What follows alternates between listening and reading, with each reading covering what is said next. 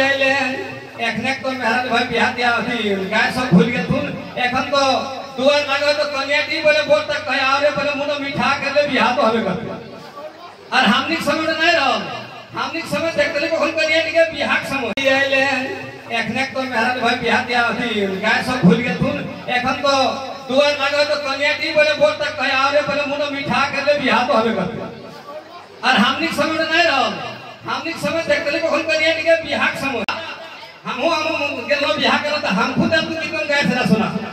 और हमर बियाह लगा ये कुलिया रुकुली और बड़ी बचपन में बियाह बोला हम 12 साल एज में और याद हो हमर गाना रखलो तो की रकम दिया तुम गए थे सुन अरे अतिलाल भेड़ी ते कहले देखो धलियो रे अतिलाल भेड़ी ते कहले भेड़ी तेरी छाड़ी खूने रे अतिलाल पोरस भेड़ी तेरी छाड़ी खूने रे अतिलाल बोरस आजी आइले ए शक्ति जो के कुली कुली पार है वो हले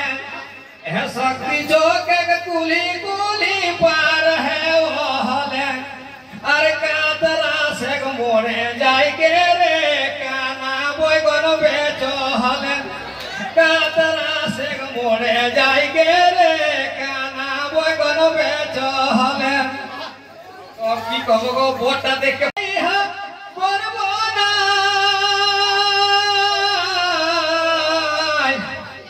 दूर दूसाला गो तोर जावाय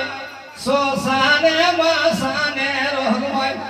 भंग धो दूरा खाओ तोर जावाय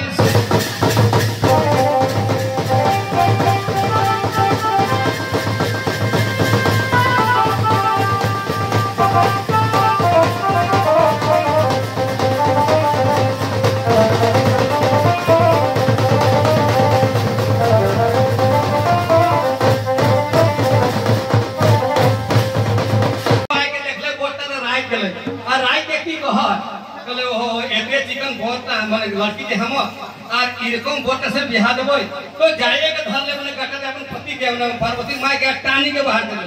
और की कहे गो के का पारे तोरिया खनाई बोर देखे जानिए ना का पारे तोरिया खनाई जोड़ी मिलवे जानिए ना ई गोरी नारी बेटी हमें कोरिया डाके देबो ना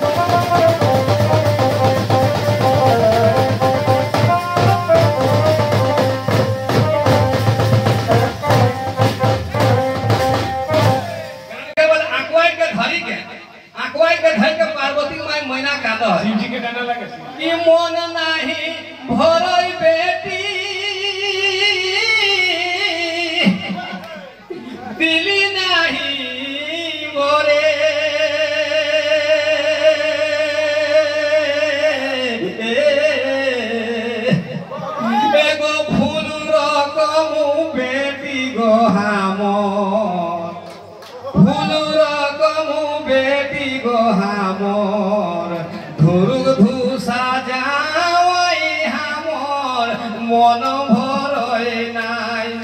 फूल रकम बेटी गो हमर धुरुग धूसा जावई हमर मन भरय नाई तब तक केले सब के संगे तो से की कहे मैंने अपन पति के हिमालय के कहे सुना सया भांग और भोला सुना सया भांग और भोला इता हमर बेटी की रकम पर नहीं हैला हो सुना सया